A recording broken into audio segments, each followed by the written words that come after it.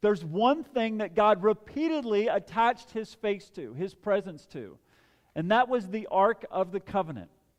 I want to take a little bit to look at that this morning. We got a picture of it for you because it's hard to get an idea of what this thing was. It's very, very old. And it's a gold box about 4 feet long and 2 feet wide. And on top of the box is what's called a mercy seat. It's just the slab that serves as the lid. And on top of that slab, there are 2 angels looking at one another with a blank space right in the middle. And inside this gold box called the Ark are the original stone tablets of the 10 Commandments that God gave to Moses. Yes, that movie got that part right. And so God had continually, more than once, showed up inside along this Ark of the Covenant. His presence became very real, and miracles occurred while this ark was happening. Now, up to this point, we have only looked at different people encountering God and drawing the lessons out from them that we can apply to our lives, whether they be Elijah or Mary, Jesus' mother. Today, and that's been challenging enough, right? Today, we're not going to look at a person that encounters God. We're going to look at a thing that encounters God and do our very best to draw the lessons out from that and apply that. Now, hang with me. I know it's hard enough to draw lessons out of ancient people. How we're going to do it with an ancient thing is going to be a bit of a challenge. So just please hang with me. I'll do my very best. And to start that, we're at least going to have some background regarding this ark. What I'm about to tell you takes place at a time where Israel is in bad shape. Pretty much in every way, a nation can be in bad shape. There was a high priest at the time, and he was becoming very old, kind of incapable to do many, many things. But he had 2 sons that were in charge of the religious things. And in that time, if you were in charge of religious things, you were in charge of economic things, in charge of social things. And these 2 guys were not good guys. They were very corrupt. They not only stole from people in the temple and used church stuff for their own use, they actually also seduced women who would come to the temple to offer sacrifices. These were not good guys. They were corrupt. And to make matters worse, nobody in the nation, nobody rose up and demanded that this corruption be addressed, that it end with their religious leaders. And so it just became kind of this avalanche, this snowball effect. So while Israel is in bad shape, they got into a war with the Philistines. And they were losing this war badly. And then it's kind of interesting how it happened. A light bulb goes on and they go, oh yeah, we have this thing called the Ark, and we've used that in our military history, and every time we take this thing into battle, we conquer incredible odds. Why don't we go get the Ark? They worded it much differently in the Old Testament, but that's essentially what they said. And so they went and got this thing and brought it up. And when they brought the Ark into the camp, the morale of the soldiers became so high and so positive, they shook the very ground. And the next day, they marched into battle, waving banners, so full of confidence now because they have their Ark. They marched in and got slaughtered. 30,000 soldiers, the whole army, gone. And on top of that, the Philistines stole the Ark and took it back to one of their own temples. In fact, I want to read to you that. That's where we'll be this morning in 1 Samuel chapter 5. Verse 2 says, "Then they carried the Ark into Dagon's temple and set it beside Dagon." Now, why wouldn't this foreign army, the Philistine army, why wouldn't they just destroy the Ark? Why would they do the work of carrying it back? It's a big, heavy gold box. Why would they keep it intact? Well, a couple reasons. One, it is gold, so it's got some value there for sure. But number two, And this is important as we go in the rest of this true story of the lost ark. The Philistines were pagans.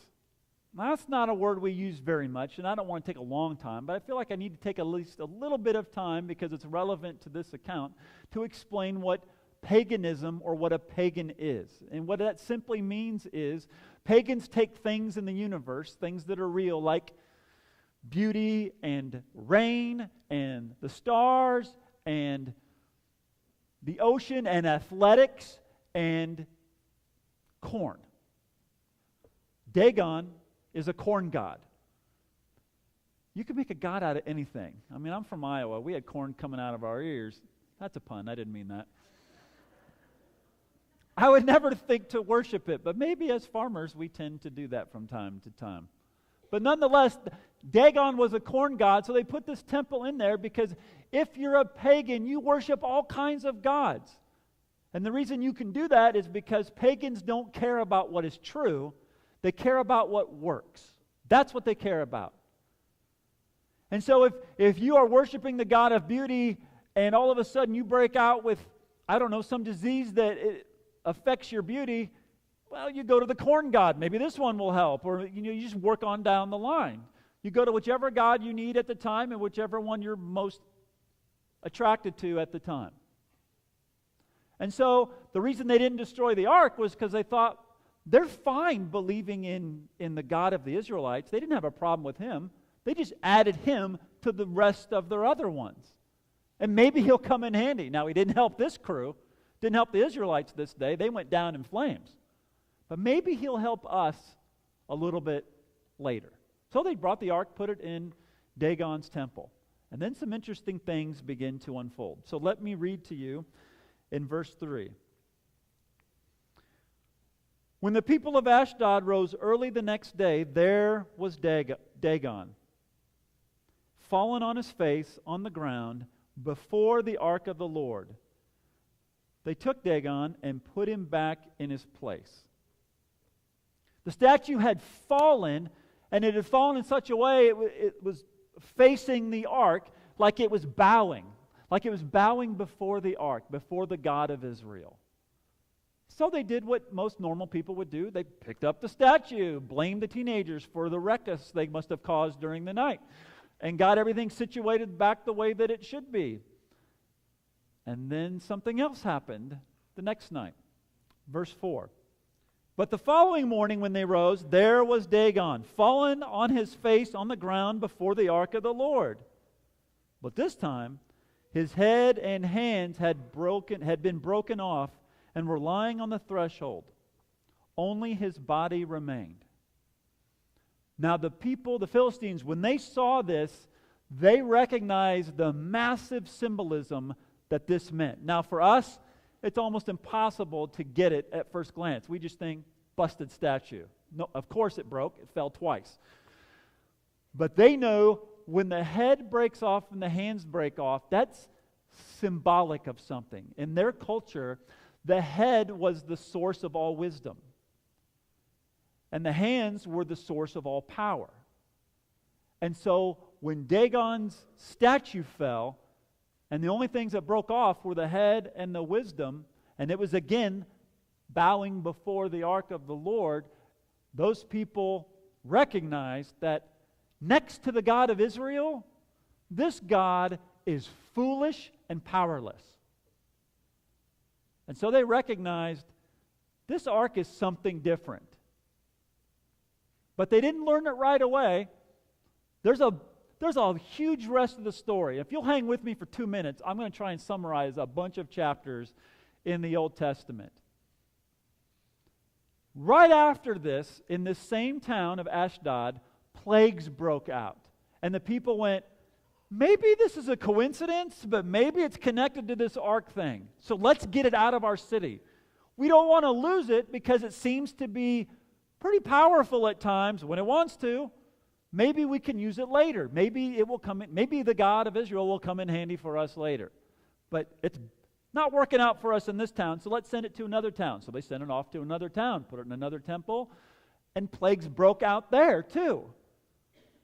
But instead of destroying it, they're getting afraid of it now. They put it on top of a cart and tied it to two heifers. Heifers that had just born baby calves, as if there are adult calves. I don't know why I said that. Calves in a neighboring town, and thought, obviously the heifers will just take the cart into one of our neighboring towns where their babies are, where the calves are. But that's not what happened. As soon as they turned the heifers loose, they turned and fought instincts and went 180 degrees the other direction toward Israel instead of going to their calves. And so as it arrived into Israel, the people recognized it and became elated. What once was lost now is found. Our God is back. Obviously, God is not confined to a gold box, but that's somewhat how they felt because He had attached His presence to it so many times, it was easy to think that. And they had a celebration. They had a massive party.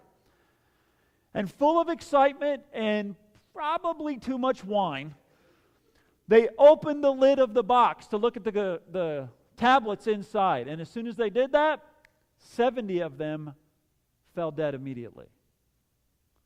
And then they remembered, oh yeah, there's rules for this thing, because you weren't allowed to just do whatever you wanted to the ark. Only certain people could touch it or interact with it at certain times. In fact, you had to carry it in certain ways, and they forgot that one because they decided, let's get it to our capital city. That's where God basically is anyway. So let's get it there inside of the temple, the only temple we have, and maybe it won't hurt us again. So they put it on a cart because that's the quickest way to Jerusalem, but there's rules. You don't put the ark on a cart. You have to carry it with poles. And as they're going up to Jerusalem in a hurry, the thing starts to slide off, and some poor guy is just trying to save this box from hitting the ground because it's sacred, and as soon as he puts his hand on it to keep it off the cart from falling, zap, he's gone. He falls dead. That's the end of the story. What on earth does that have to do with you and me and how we encounter the presence of God in our lives? I believe it's not only a very interesting story, I believe it's a very relevant one. So I just want to share with you the lessons I'm learning as I interact with this. So here's lesson number 1 for me. I wrote down, God is unpredictable. That's the first lesson I get from this. God is unpredictable. Not only does God not show up in the same things all the time, He doesn't even show up in the same way in one thing all the time. I mean, there's stories of the ark laying waste to an entire nation where there's no soldiers or anyone around it. And then you have our story where 30,000 soldiers are around it and take it out in battle and completely lose. God's presence isn't like a formula you just conjure up because you have a certain device. Even though He seems to have attached Himself to it repeatedly in the past, He's not confined. He's not confined to anything because He's unpredictable. God is unpredictable. Some people touched that ark and put it on carts and moved it around and loaded it up with heifers, and nothing happened to them. And another time, someone touches the lid and the whole crowd goes. Because God is unpredictable. So here's how I'm applying that to my life. I'm going to confess something that I think a lot of times. I don't think I say it out loud, but it definitely goes through my mind. And here's what I think a lot of times. As a pastor of a church, or one of the pastors of a church, I'm always trying to think of ways that would make what does a godly church look like? What can we do to be a Christ-centered, Spirit-filled, effective church in Hereford, Texas? And so I tend to think things like, well, you know, really good churches, really healthy churches, God-filled churches have this kind of music. Or have these kind of programs. Or these kind of facilities. That if you're going to be an effective church in Hereford, Texas, this is kind of what it should look like. And the reason I think that is because I'm a human being. And I've seen God move mightily through this kind of music, through these kinds of programs, and in these types of facilities. I've seen it with my own eyes, and sometimes it's been a very personal encounter I've had. And then I think, Well, everybody should just have those things because that's how God shows up. But God is not predictable. He doesn't attach himself to methods. No, he deserves to be worshiped above the method or the style or the thing. He is not confined to a certain kind of music, a certain kind of furniture, a certain kind of program. He's not. We still need to do our best to figure out and ask what's relevant to our culture, how are people thinking, what ministers to them, what helps them out, and be willing to try just about anything within a moral framework to help people connect to God. However, I have to be very careful to not worship the thing. I can't worship the thing. So, God is unpredictable, especially with methods. But there are some things God is very predictable with. And let me give you those as we close this out. The second lesson for me is, even though God's not always attached to the same method at every time, He is always attached to commitment. God is always attached to complete commitment. And what I mean by that is, He will not let His people just use Him. We see that in this story. They thought if we just get the ark in here, God will show up. And we carried it the right way, and we transported it, and no one touched it, and we had the right people in the right places, and God didn't show up because He's attached to complete commitment for Him. He will not allow Himself to be used by me when I'm in a bad spot or a time and I need some extra help. Because at this point in their life, the ark was just kind of stuck in a room somewhere, and they weren't really involved with it. Like I said, the nation had really fallen in a lot of ways. They weren't interested in God, but now they were in trouble. Now they needed Him. And God will not be used that way. Not now, not ever. So the Bible is very consistent in this. Either God is the center of my life or He is a component. And His life-changing power completely depends on which ones of those choices we make. If we choose for Him to be the center, that's where His power shows up mightily and affects our life in ways we could have never imagined. But if we're content to have God as a component of life, where we go to time and sometimes when we really need Him, don't be surprised if you don't encounter Him. The third lesson. I've got 4. Here's the third one. God is always attached to falling idols. This was a tough lesson for me. Now, my idols today are not like the idols back then. I don't have statues I make. I don't even know how to do that. But here's what I do know about my idols. I spend a lot of time thinking about how to be a good person. What makes me somebody? What makes me matter? How do I define that? Because when I lay my head down on my pillow at night, I feel a lot better if I have spent my day or time contributing to what it means to be a good person. So I'm interested in the definition of what it means to be a good person. And as a result of that, that becomes a set of values. That becomes a source of wisdom and power for me that create my priorities and all of my decisions. However I define what it means to be a good person, that has enormous power in how I spend my money, how I spend my time, how I spend my affection, how I spend everything. How I define what it means to be a good person. I don't think I'm the only one who's like that. Every person I've ever met, I haven't met all the people on the planet, but I've met a few. Everyone I know has got a bottom line. What they determine is the source of wisdom and power that affects their priorities and their decisions. Everyone I know is like that. And when I get close to God, when anybody gets close to God, He will show you, like He is showing me, what I really count on to define myself as a good person. Is it Him? Or is it other things? Is it having a good family where everyone gets along? Or is it just having a family where everyone's present? Or is it just having a family? Or is it having something else? And idols, by the way, aren't just bad things. Sometimes Sometimes idols are good things taken out of proportion. Here's what I mean by that. Some people have laziness as an idol, and it's a strong power and a source of wisdom for them that they filter every decision through. And so if someone calls with a job opportunity, they go, yeah, maybe later. Laziness is a pretty clear, unbiblical, ungodly value from God's Word. That's a bad thing. Well, so's the opposite of it. Workaholism is also an idol. But work, according to the Bible, is a good thing.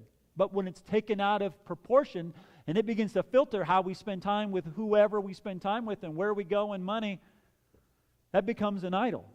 If it's the thing that's deciding our priorities and our decisions, it's an idol. Is God that? Or is other things? And when you get close to the presence of God, He'll show you. If you don't know what your idols are, then you might not have encountered Him yet. I know the closer I get with Him, the more I'm confronted with what I really, really center my life around. What really is my priorities. I'm shown that. Now that sounds heavy, and I don't want to leave us there. And the fourth lesson is by far my favorite and by far the most encouraging. God is attached, yes, to fallen idols, but He's also attached to mercy. The ark. Remember the picture of the ark that we talked about? The slab on top is called the mercy seat. And there's a blank space right in the middle. There's these two angels, but then there's no image in between them. And that was on purpose. They didn't put an image there. But when the light of God showed up with the ark, when priests went in to talk to it and talk to God, and He would show up in this light, His light showed up right there in the middle, where there's nothing, right on the mercy seat. And when you would interact with the ark, whether it was Moses or the priest, when they would interact with God one time a year into the Holy of Holies, they would have to take blood and sprinkle it on the mercy seat to shield them from the demands of the law inside. The Bible says Jesus Christ is the image of the invisible God. The reason the ark never had an image where the mercy seat is because Jesus Christ is that image. It's His blood that shields me and you and all of us from the demands of the law. That is good news. That is hopeful. No matter how many idols I figure out and are confronted with, no matter how wishy-washy my commitment is, at the end, the presence of God is always attached to mercy. Always. It's not a condemning thing. Convicting, yes, but also lifting. When His glory shows up, it's always in mercy.